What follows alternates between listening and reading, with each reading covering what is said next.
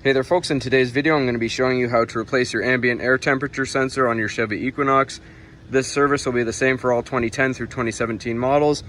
And if we look on the passenger side of the front of the vehicle, right down here by the radiator, that's where the sensor is located.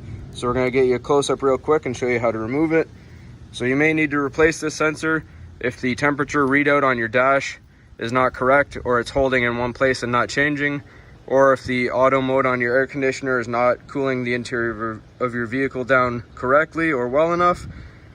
So just give me 1 sec and we'll get you that close-up.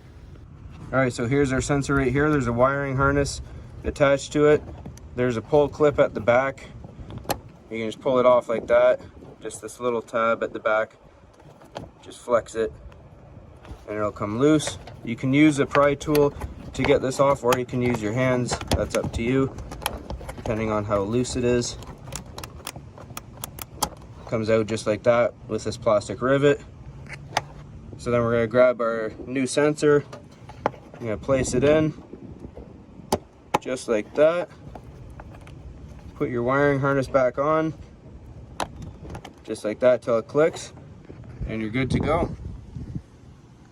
That's all there is to it, folks. Hopefully you found this helpful. And as always, please don't forget to like and subscribe.